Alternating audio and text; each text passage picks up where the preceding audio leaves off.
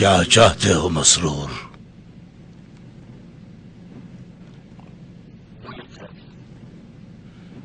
कौन सा कैदी?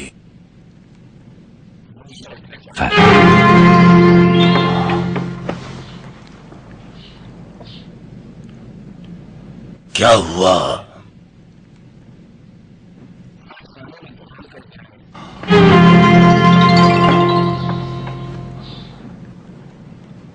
कब?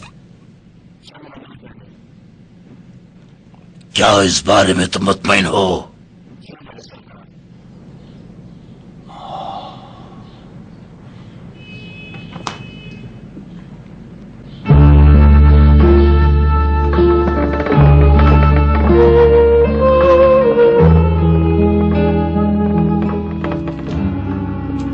ये एक बहुत ही हसास और अहम वाक़या है। इसे मेरे खास लोगों से पोशीदा रखना।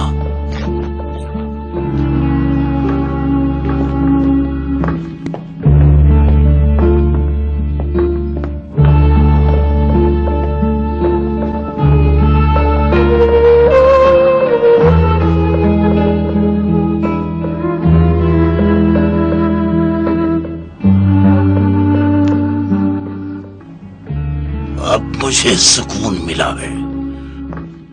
चला गया जिसने मेरी रात की नींद हराम की हुई थी और मेरा सुकून बर्बाद किया हुआ था।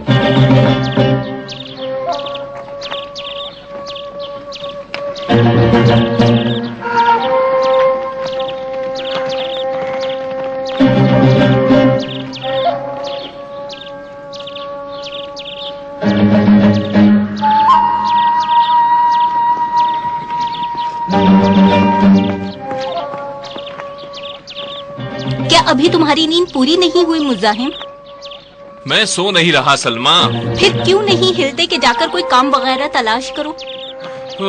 ये किसने कहा तुमसे कि मैं कोई काम नहीं करता? जमीन पर तुम्हारा यूं सीधे लेटे रहना और किसी चीज को तकते रहना यही तो बता रहा है। मैं खेमे के सुराख गिन रहा हूँ। तो फिर बताओ कितने हैं? तुम्हारे आने से भूल गया हूँ। जब गिन चुको तो फिर बता देना कि कितने हैं।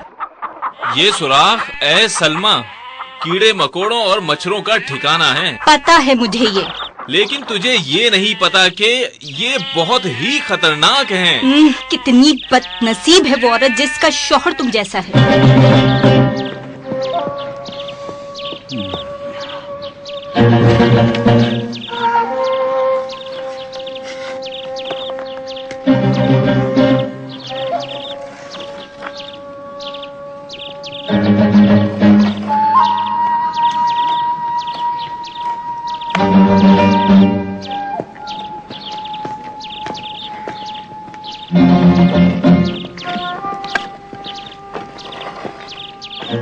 सुबह से तुम इस लकड़ी से क्या कर रहे हो?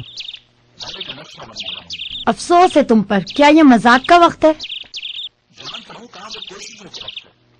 ये क्या काम है आखिर? तुम तो बच्चों की तरह इस मिट्टी से खेल रहे हो। इसके मकीन कहाँ हैं?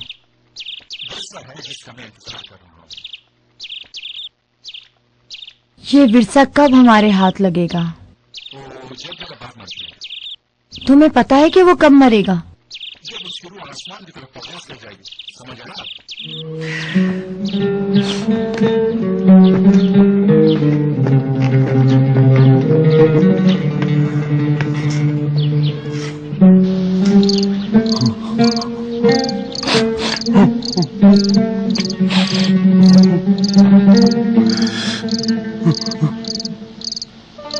खुदा हाफिज, खुदा हाफिज है मेरे पेशवा। ऐ मूसा इब्न जाफर,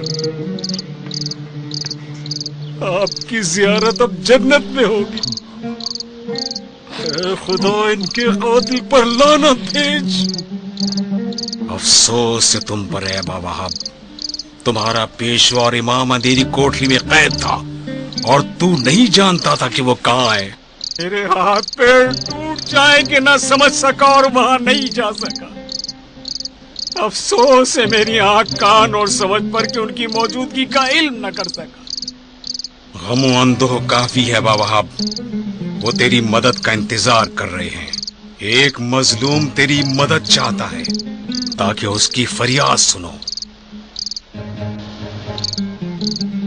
ऐ खुदा, मुझे तुझ पर भरोसा है, मुझे तुझ पर भरोसा है।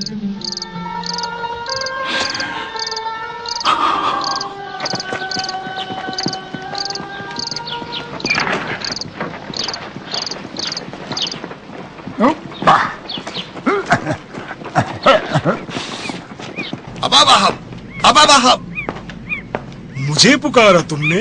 हाँ, तुम्हें पुकारा है। मुझे बताओ जरा, इस गर्मी में कहाँ जा रहे हो? सहरा की जानिब। सहरा की तरफ? सहरा की जानिब, वो भी अचानक? इससे पहले भी कई बार जा चुका हूँ। बताओ मुझे जुनैद, क्या सहरा की तरफ जाने के लिए किसी से पूछना जरूरी होता है?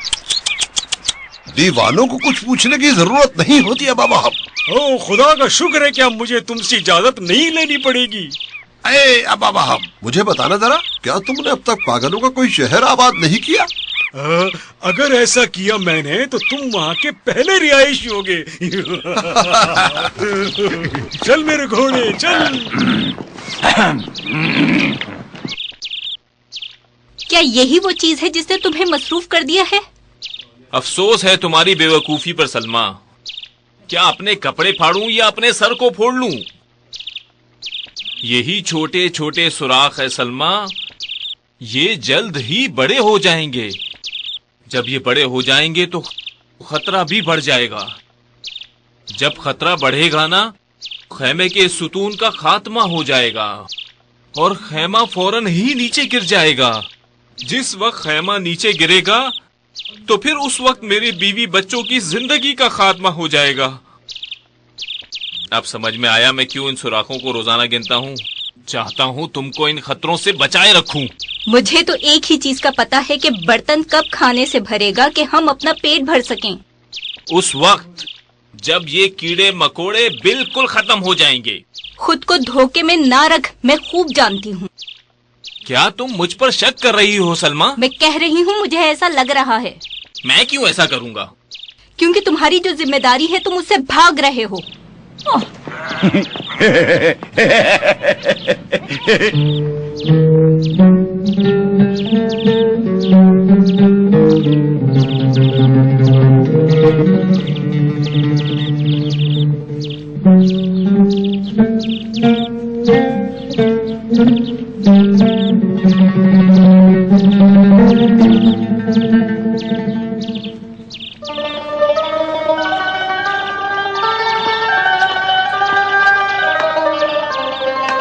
तुम्हारा शौहर कहाँ है?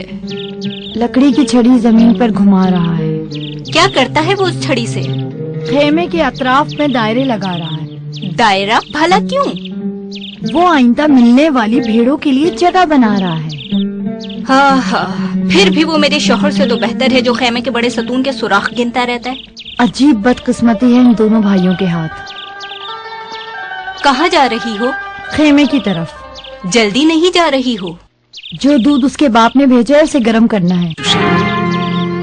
क्या उसके बाप ने दूध भेजा है? इसमें हर्ज क्या है? हर्ज? जाहिर है हमारे और तुम्हारे दरमियान मसावात का अमल कायम है। क्या कोई बाप अपने किसी बेटे को ज्यादा नहीं चाह सकता? तो क्या मुजाहिम वो अपने बाप का बेटा नहीं? दूध की हकदार मैं भी तो हूँ। अगर ऐसा होता तो वो ये खैरात तुम्हें भेजता, ना कि हमें।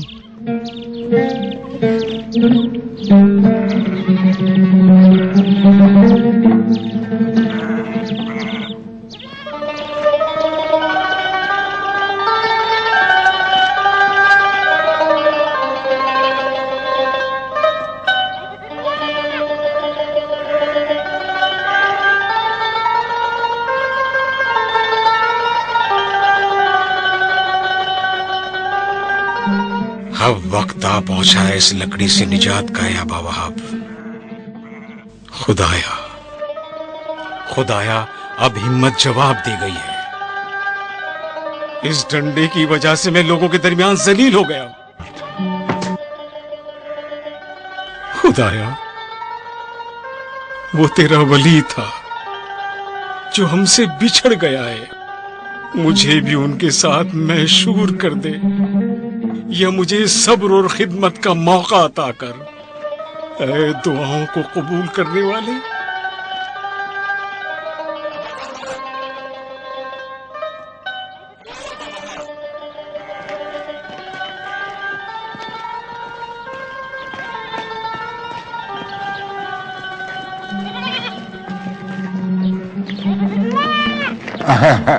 कौन? दुरैद इब्न अबी? वालेकुम अस्सलाम।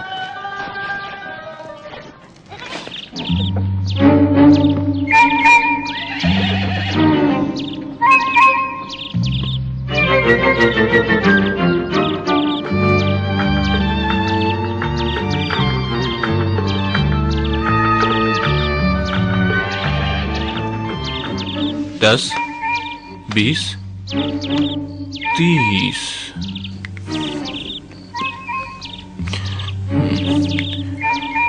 एक, दो, तीन, चार, पाँच, 6।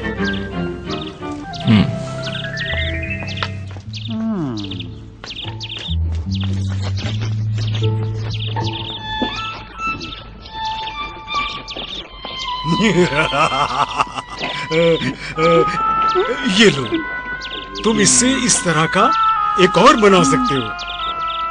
तुमने अभी तक मुझे बताया नहीं कि तुम क्या काम करते हो। चरवाहा? लेकिन मैं तो यहाँ कोई भेड़ बकरियां नहीं देख रहा हूँ। यानी तुझे बाप की विरासत का इंतजार है। तू खुद सही सालिम है, फिर भी बाप की विरासत का इंतजार कर रहा है।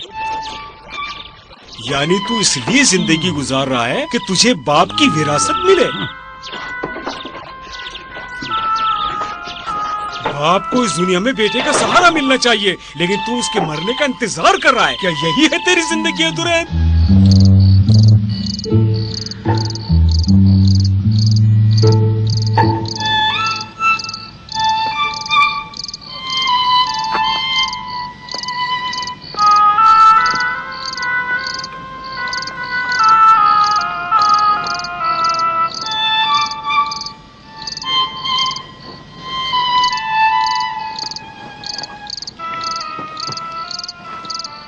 क्या हुआ? क्या हुआ उनको? ऐ खुदा तेरा शुक्र है। नहीं सुना क्या कि हर हाल में खुदा का शुक्र अदा करना चाहिए। हर जानदार को इस मरहले से गुजरना है। तुम्हारा बाप मौत से नहीं बच सकता।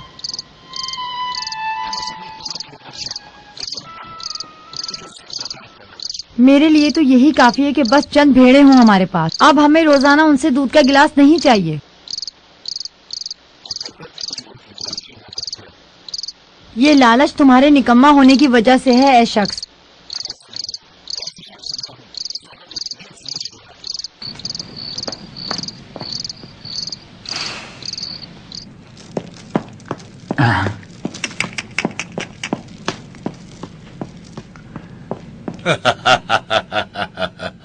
सलाम अलैकुम। वालेकुम अस्सलाम। कहाँ थे अब आप? कितने दिन हो गए हमसे मिलने नहीं आए? घर में था। घर में क्या कर रहे थे? मेरी बात को जवाब नहीं दिया बाबा। आप घर में क्या कर रहे थे? बीमार था, सेहतयाबी का इंतजार कर रहा था। कौन सी दवा इस्तेमाल की? वही दवा जो खलीफा इस्तेमाल करता है। फिर जाओ और हमारे बावर्ची खाने में जाके जो दिल चाहे खाओ। खाना पीना कमजोरों की दवा है। तो फिर ताकतवरों की दवा क्या है? हिकमत है। तेरी हिकमत क्या है? जिस घोड़े पर मैं सवार होता हूँ उसे देखकर कोई मुझ पर जुल्म नहीं करता।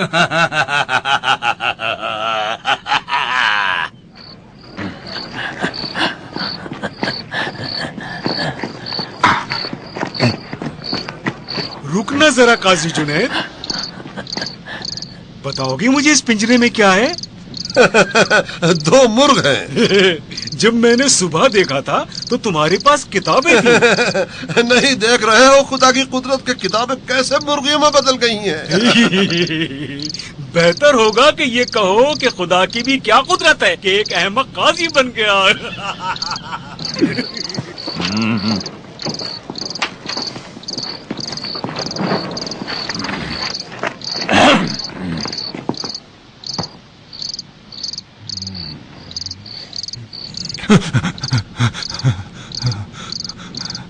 खुदा तू हम पर अपनी इनायत कर, हमें अजाब से महफूज रख।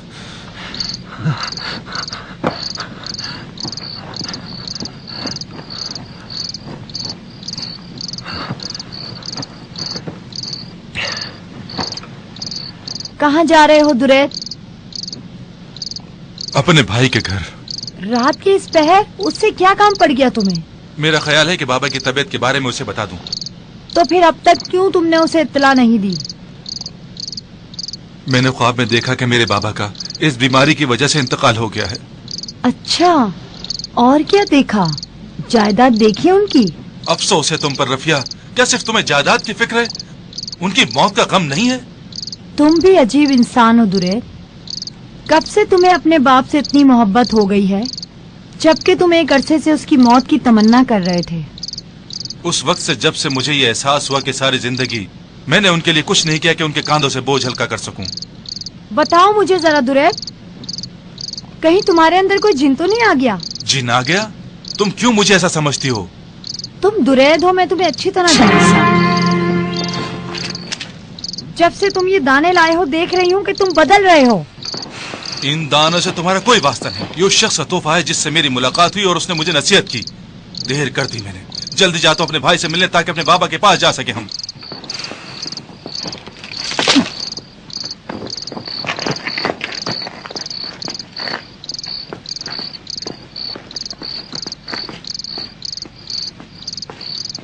ऐ मज़ाहिम, मज़ाहिम, कौन हो तुम? मैं हूँ तुम्हारा भाई। इतनी रात गए, क्या काम है तुम्हें? हमारे बाबा। क्या हुआ? हमारे बाबा सख्त बीमार हैं। ए खुदा उन पर रहम कर। ए खुदा हम पर अपना रहम कर।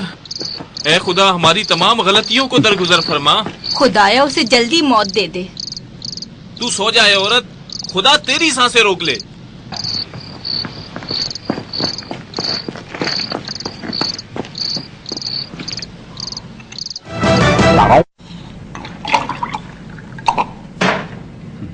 और पियो। मुझे बताओ बाबा, इस शरबत के बारे में तुम्हारा क्या ख्याल है? शुरू में मीठा है और आखिर में कड़वा। ये कैसे मुमकिन है कि शरबत के दो मजे हों, मीठा और कड़वा? ठीक ऐसे जैसे बच्चे की विलादत पर माँ के आंसू और बच्चे की मौत पर भी माँ के आंसू।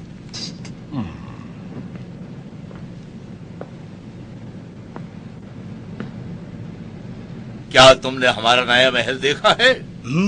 हाँ देखा है। तुम्हारे ख्याल में कैसा है? मेरी राय? क्या पूछ रहे हो?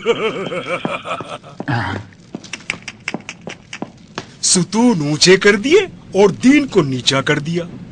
पत्थर ऊपर ले गए हो और कुरान को नीचे ले आए हो। अगर ये तुम्हारे माल से बना है तो जाया किया है। खुदा फजूल खर्च करने वालों को पसंद नहीं फरमाता, और अगर ये दूसरों का माल है तो जुल्म किया है। खुदा जुल्म करने वालों को पसंद नहीं करता।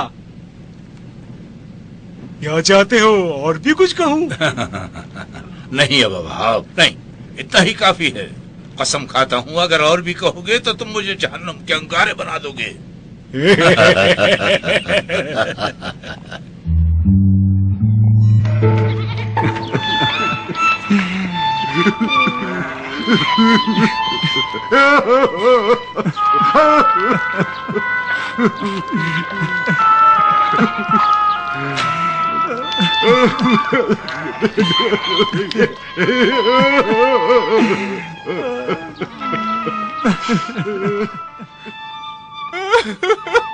बस करो भाई, मौत बरहक है, मौत बरहक है।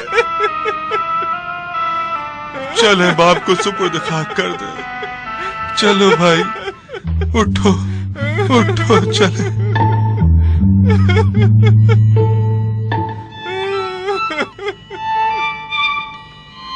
मैं पूछती हूँ कि भेड़ों में हमारे हिस्से का क्या हुआ? अभी तो मेरे बाप का कफन भी मैला नहीं हुआ। उसका जायदाद से क्या ताल्लुक? हमें कुछ इंतजार करना होगा। क्यों इंतजार करना होगा? जायदाद अपने हिस्सेदारों के इंतजार में है। कहीं ऐसा तो नहीं दुरैद तमाम भेड़ों को हत्या कर अपने साथ ले गया है? हाय मेरा भाई दुरैद, वो बाबा की मौत पर मुझसे ज्यादा गमज़दा था। वो इसलिए गमज़दा था कि उसे ज्यादा दूध मिलता था। खुदा का खौफ कर ए औरत। यही हकीकत है। ये कौन सी हकीकत है? मुझे बताया नहीं तुमने भेड़ों में से हमारा हिस्सा कहाँ गया? खुदा की पनाह तुझसे। तू परेशान मत हो, भेड़ें जल्द आ जाएंगी।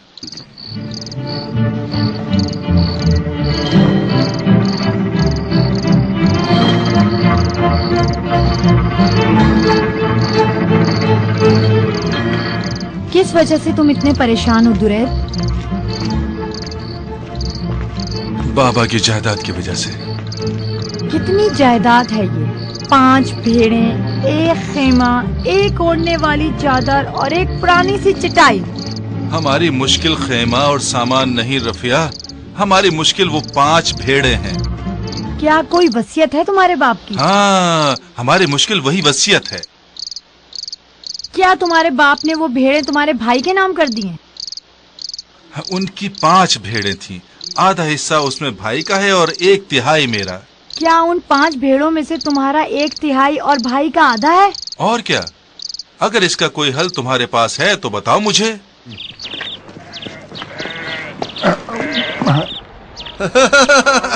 क्या ही अच्छा ना था कि इन दोनों भेड़ों को अपने घोड़े पर सवार कर लेते हो पागल, बजाय इसके कि इन्हें खींचते हुए ले जा रहे हो। अपनी तजवीज अपने पास रख। ज्यादा अच्छा होता है कि तुम अपना अमामा अपने सर पे रखने के बजाय अपने मुंह में रखते। कसम खाता हूँ बाबा, एक दिन तुम्हें जरूर जेल भेज कर रहूंगा। फिर जेल में मेरे घोड़े के लिए भी एक जगह का इंतजाम करके रखना। अपने इस डंडे को घोड़ा बनाकर और इन पागलों वाली चालों से अब तुम अपना काम नहीं चला सकोगे। क्यों ये लोग तानाजानी की बातें कर रहे हैं? ऐसा तो नहीं कि इनको मुझ पर कोई शक हो रहा है? अब हाँ। क्यों चुप लग गई है तुम्हें? लगता है सर पर मौत मंडला रही है, इसलिए कि मेरे मुंह से सच जो निकल गया है।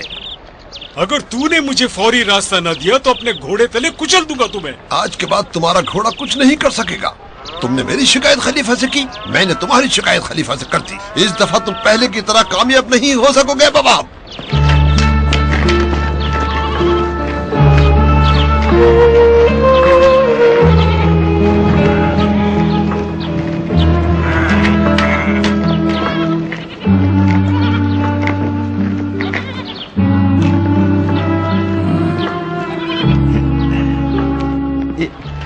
एक दफा पहले भी मैंने आपको इस बाजार में देखा था। मुझे याद है उस वक्त आप बगल में 2 किताबें दबाकर जा रहे थे। पहचान लिया, कसम खाकर कहता हूँ तुम्हें पहचान लिया। मुझे अच्छी तरह याद है कि तुम्हारी आरज़ू थी कि 2 किताबों की जगह 2 भेड़ें होती हाथ में।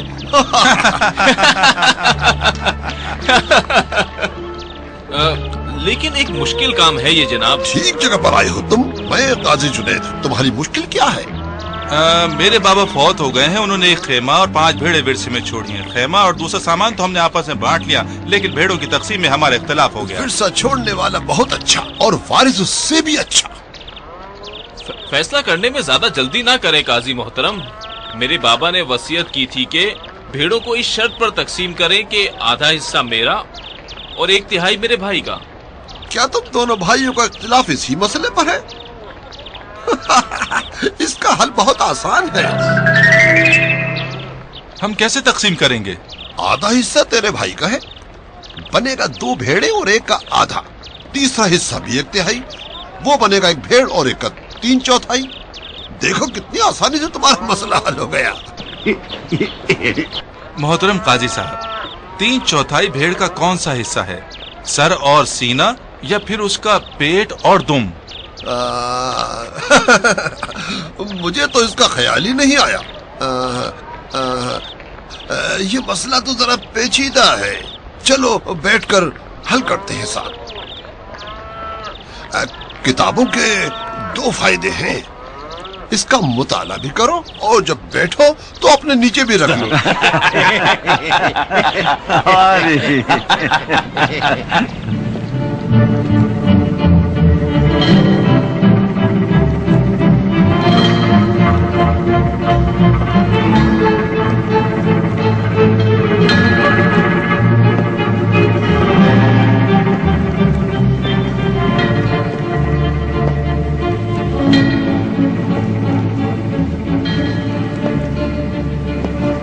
हल ढूंढ लिया मैंने। क्या राय है तुम्हारी वहाब? मैं चाहता हूँ कि तुम इस महल में मेरे पास रहो। नहीं, मैं अपना घर नहीं छोड़ सकता। क्यों? अरे टोकरियां बनाकर अपनी रोजी कमाता हूँ। मुसलमानों के बैतुल माल से रोजी कमाओगी और आखिर उम्र तक काम करने की जरूरत नहीं पड़ेगी तुम्हें। मैं इसे कबूल करता हूँ, लेकिन इस शर्त पर कि इनके ऐब निकाल दिए जाए। बता सकते हो क्या ऐब है इसमें? पहला ये कि तुम्हें नहीं मालूम कि हम क्या चाहते हैं कि तुम उसे पूरा कर सको। दूसरा ये कि तुम्हें नहीं मालूम किस वक्त मुझे जरूरत पड़े कि उस मौके पर तुम उसे पूरा कर सको। तीसरा ये कि तुम्हें नहीं मालूम मेरी जरूरत की मिकदार कितनी है, और तुम मेरी जरूरत से ज्यादा ना दे दो कि मैं फजूल खर्च बन जाऊं, या कम दे दो कि मैं मुश्किल में पड़ जाऊं।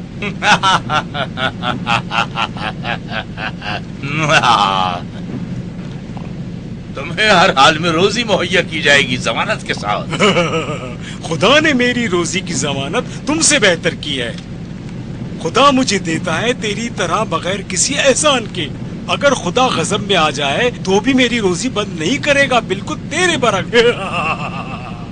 सच कहा तुमने अबा वहाब, खुदा की कसम सच कहा।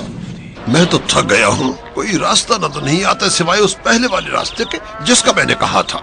लेकिन मैं अब तक नहीं समझा काजी साहब। ओहो, और आसान करके बताता हूँ। उन 5 भेड़ों में से एक मुझे दे दो, रह जाएंगी 4। आधा तुम्हारा यानी 2 भेड़े, और 1/3 इसका यानी 1 भेड़। आधा हिस्सा तेरे भाई का है। फिर भी जो एक बचेगी उसका क्या होगा? वो एक भी तकसीम करने के सिले में मुझे बख्श देना। इससे तो बेहतर है अपने बाप की जायदाद का बंटवारा ही ना करें। दफा हो जाओ। जायदाद छोड़ने वाला और पाने वाला दोनों जाए जहन्नम में।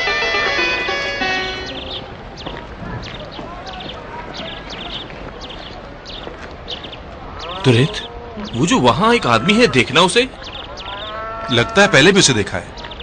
जानते हो इसे? एक दिन सहरा में देखा था। वो उस डंडे के साथ क्या कर रहा है? लगता है इस पर सवार है। पता नहीं। जिस दिन पहले इसे देखा था ऐसा डंडा ही इसके हाथ में था। असली घोड़े के मानिंद इस पर सवारी कर रहा है। खुदा की कसम, ये तो वही है। क्यों ऐसा जाहिर कर रहा है कि डंडे पर घोड़े की तरह सवार है? सलाम हो तुम लोगों पर। सलाम हो तुम पर भी। क्या तुम ये भेड़ें बेचना चाहते हो? लगता है मुझे पहचाना नहीं तुमने। नहीं। खुदा की कुदरत देखो, वो शख्स से कितना मिलता जुलता है ये। क्या इन्हें बेचना चाहते हो? हम चाहते हैं इन्हें तकसीम करें। हमें बताओ, कोई काजी, हकीम, अक्लमंद जानते हो जो कि इन्हें हम 2 भाइयों के दरमियान तकसीम कर सके? तुम ये चाहते हो कि मैं इन्हें तुम दोनों के दरमियान तकसीम कर दूं? तुम? क्यों नहीं भाई, चाहते हो कि कैसे आपस में तकसीम करो। लगता है पागल है ये शख्स। इसका इम्तिहान ले लेते हैं, शायद ये पागल ही कुछ कर दे जो काजी से ना हुआ हो। छोड़ो इम्तिहान को, हमें जल्दी घर पहुंचना चाहिए। मैं अब बहुत थक गया हूँ। हर राह चलते से मशवरा देने लग जाते हो। आपस में क्या कानाफूसी कर रहे हो? अगर मुझे काजी नहीं समझते तो चले जाओ यहाँ से। नहीं, तुम ही फैसला करो, हम दोनों के दरमियान। ये चाहते हो ना कि इन्हें कैसे तकसीम करो? हमारे बाबा मर गए हैं और ये 5 भेड़े विरसे में छोड़ गए हैं। उनकी वसीयत थी कि आधा भाई का और 1/3 हिस्सा मेरा होगा। बहुत ही नेक काम है। क्यों हंस रहे हो ऐ शख्स? तुम्हारी हिमाकतों पर। छोड़ो इम्तिहान को। कसम खाता हूँ मैं काजी जुनैद और इसमें एक अमामे और कुछ किताबों का फर्क है। हमें अपने खेमों तक जल्द जाना चाहिए, देर हो जाएगी। रुको रुको, जरा इसकी बात सुनते हैं। इसमें से आधा तेरा और 1/3 तेरा। ये भेड़ पकड़ो और अपनी भेड़ों में रखो। क्यों इस एक भेड़ को हमारी भेड़ों में बढ़ा दिया? थोड़ा सब्र करो, समझ जाओगे। ये आधी भेड़ तुम्हारी है, क्या ऐसा नहीं है? हाँ बिल्कुल। ये 6 भेड़े हैं, 3 इनमें से निकालो। हाँ, 1/3 भी तुम्हारा। 6 का 1/3 बनेगा 2। 2 भेड़े अपनी ले, 2 भेड़े उठा लो। नहीं, ये तो मेरी है। अपनी 2 भेड़ें उठा लो। मैं भी ये उठाता हूँ, ये मेरी भेड़ है। ये सब कहाँ से सीखा तुमने? इस तरह की मिसाल एक आदिल हाकिम ने अंजाम दी थी, मैंने भी सीख ली। बताया नहीं तुम्हारा नाम क्या है? क्या वो दाने और डंडा अभी भी तुम्हारे पास है? डंडा और दाने? ये वही शख्स है जिसको एक दिन सहरा में देखा था मैंने। मुझे हिदायत की थी इसने।